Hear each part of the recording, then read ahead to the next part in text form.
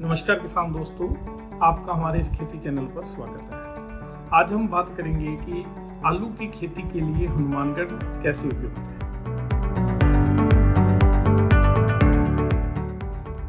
आलू की खेती और हनुमानगढ़ से मेरा मतलब यह है कि खेती करने के लिए हमें किस तरीके की जमीन, पानी या तापमान की जरूरत है होना चाहिए और व्यापारिक दृष्टिकोण से अपने इसमें कैसे फिट बैठते हैं। तो सबसे पहले बात करते हैं अपने आलू की खेती के लिए। तो जैसे अपने कोई भी फसल लगाते हैं तो अपने को पता है कि उसके लिए तीन चीज़ों का सबसे पहले ध्यान रखना पड़ता है अपने को। पहली जमीन, दूसरा तापमान और तीसरा पानी। अगर हम बात करें जमीन की तो हनुमानगढ़ क्षेत्र में अगर आप देखोगे तो नहरी क्षेत्र व नाली क्षेत्र दोनों तरीके की जमीनें यहाँ पर है।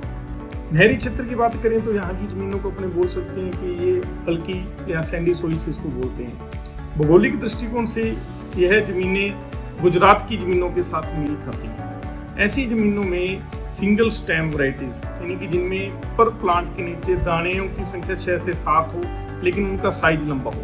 अगर मैं वैरायटियों की बात करूं तो जैसे संटाना, फ्राई सोना, कुफरी मोहन, इस तरीके की वैरायटियां अपने यहाँ पर लगा सकते हैं। दूसरी बात करते हैं अपने जैसे नाली का क्षेत्र। यहाँ की ज़मीनें अपने लाल मिट्टी या हैवी सोइल्स की बहुत बात अपने कर सकते हैं। ऐसी ज़मीनों में आप एलआर, कुफरी पुष्कर, कुफरी पुखराज, कुफरी ख्याति इस तरीके की वैरायटीज ज़्यादा लगा सकते हैं क्योंकि इनमें पर प्लांट साइज कम बनता है लेकिन दानों की संख्या ज़्यादा होती है जिससे कि वजन पूरा होता है। अगर भौगोलिक दृष्टिकोण की बात करें अपनी तो ऐसी ज़मीनें पंजाब और बंगाल के साथ अपना मिल खाती हैं। तो इससे यह बात क्लियर होती है कि हनुमानगढ़ की मिट्टी या जमीन की अगर बात करें आलू की खेती के लिए उपयुक्त है। अब दूसरी बात करते हैं तापमान। तापमान का खेती में बहुत ही महत्वपूर्ण रोल है। जिस समय अपने आलू की बिजाई करते हैं उस टाइम अपने रात का तापमान 20 डिग्री से ज़्यादा नहीं होना चाहिए या ज़मीन का तापमान 20 से ज़्यादा नहीं होना चाहिए और दिन का तापमान आप अगर अपने बात करें तो 33 या 34 डिग्री सेंटीग्रेड से ज़्यादा नहीं होना चाहिए। हमारे यहाँ पर ये अक्टूबर के पहले हफ्ते में इस तापमान पर अपने यहाँ का वातावरण पहुँच जाता है। जब आलू की वेजिटेटिव ग्रोथ का टाइम होता है यानी कि बिजाई से लेकर उसके 50 दिनों तक, जब उसने अपने पत्तों का साइज बनाना होता है या उसकी बेल ने साइज बनाना होता है, उस टाइम इनको जो टेम्परेचर चाहिए वो टेम्परेचर, दिन का टेम्परेचर 27-28 से ज़्यादा नहीं होना चाहिए और रात का टेम्परेचर 16-17 से ज़्यादा डाउन नहीं जाना चाहिए। तो अपने ये देख कर चलो कि ऐसा टेम्परेचर यहाँ पर 1 नवंबर से शुरू होकर 15 दिसंबर तक रहता है। अब तीसरी स्टेज आती है कि जब उनमें दानों का निर्माण शुरू होता है जिनके अपने बोलते हैं ट्यूबर फॉर्मेशन चालू होता है। ट्यूबर फॉर्मेशन के टाइम इनको टेम्परेचर 10 से लेकर 20 डिग्री तक चाहिए। वो अपने यहाँ पर पूरा आप ये कह सकते हो कि जनवरी से लेकर 10-12 फरवरी तक यही टेम्परेचर रहते हैं। और जब आलू पकाव की अवस्था में आता है तब इनको टेम्परेचर, मैक्सिमम टेम्परेचर 30 डिग्री और मिनिमम 20 चाहिए, जो अपने 5-7 फरवरी से शुरू होकर 8-10 मार्च तक रहता है। तो तापमान की बात करें तो उसमें भी अपना हनुमानगढ़ आलू की खेती में बिल्कुल फिट बैठता है। अब तीसरा सबसे महत्वपूर्ण चीज़ आ गई पानी।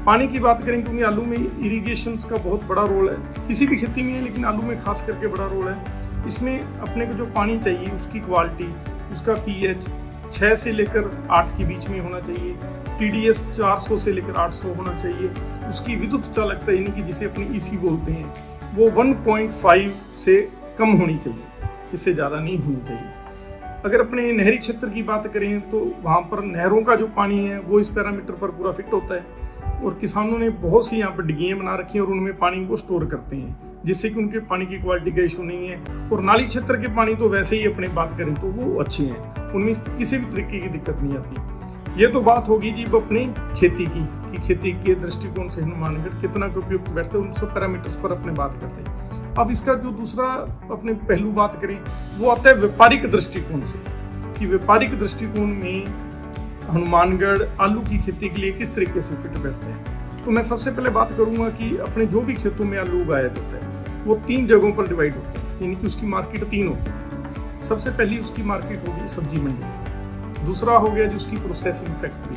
तीसरा हो गया जी आलू का बीज जो अपने बीज के लिए लगाते हैं। तो अपने इन चीज़ों पर बार बार क्रम वाइज डिस्कशन करते हैं। अब बात करते हैं सबसे पहले अपनी सब्जी मंडी में यानी कि जो बाजार में रोज खाने के लिए आलू जाता है।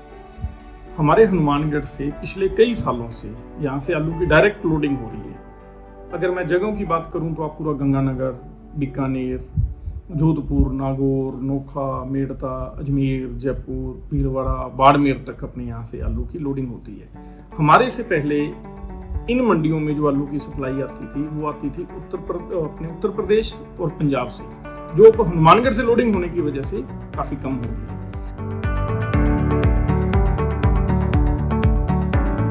और दूसरी बात करते हैं अपने बीज उत्पादन की, बीज की, कि आलू जो उगाया जाता है वो बीज में भी जाता है।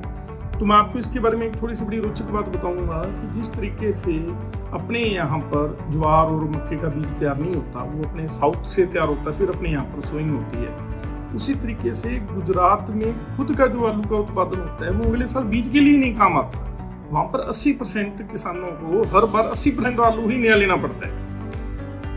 और गुजरात अपनी अगर बात करें खेती में तो वो चौथी स्टेट है जो एरिया वाइज सबसे ज्यादा आलू की खेती करता है।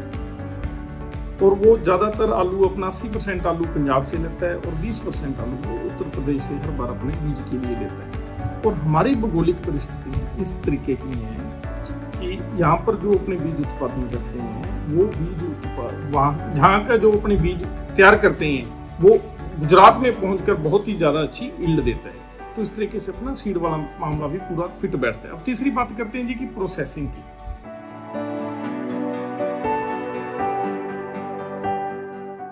प्रोसेसिंग से हमारा मतलब ये होता है कि आपने आलू से जो भी सेकंड उत्पाद बनते हैं, जैसे आलू भुजिया, आलू पाउडर, फ्रेंच फ्राइज, आलू चिप्स, तो ऐसे आलू को प्रोसेसिंग का आलू बोला जाता है। इनमें कुछ पहले से ही डिसाइडेड क्वालिटी की आलू की वैरायटियां तैयार की जाती हैं, उन्हीं से ये सेकंड उत्पाद बनते हैं। तो पूरे हिंदुस्तान की जितनी प्रोसेसिंग इंडस्ट्री है उसका 50% हिस्सा सिर्फ गुजरात में। और जो ये अमृतसर जामनगर हाईवे जो गुजरात को उत्तर भारत से या पंजाब से जोड़ता है वो हमारे हनुमानगढ़ के अंदर से होकर निकलता है। और इस वजह से अब गुजरात की दूरी और अपनी दूरी में कोई ज़्यादा फर्क नहीं रहा कंपेयर टू पंजाब या उत्तर प्रदेश से। अगर बात करें तो गुजरात की कनेक्टिविटी हमारे से ज़्यादा आसान हो गई। और यहाँ पर पिछले 2 साल से गुजरात की काफ़ी कंपनियां कॉन्ट्रैक्ट फार्मिंग कर भी रही हैं। वो इसलिए कर रही हैं कि उनको जो क्वालिटी चाहिए थी प्रोसेसिंग के लिए वो यहाँ के आलू में उनकी क्वालिटी से यहाँ की आलू की क्वालिटी ने पूरा मेल खाया और उनके बहुत ही अच्छे ज़्यादा उत्पाद क्लियर हुए। तो इन तरीकों से अपने बात करते हैं कि चाहे तो वो खाने वाला मीठा आलू हो, चाहे वो बीज उत्पादन हो, चाहे प्रोसेसिंग की बात हो, अपने यहाँ का आलू तीनों ही सेगमेंट पर पूरा फिट बैठता है। तो मैं आप सभी किसानों से यह निवेदन करना चाहता हूँ कि हम सब एक दूसरे का सहयोग कर इस आलू की खेती में हनुमानगढ़ को सिरमौर बनाएं और एक दूसरे का सहयोग करके जो जानकारी मेरे पास है जो आप लोगों के पास है वो मेरे साथ शेयर करें।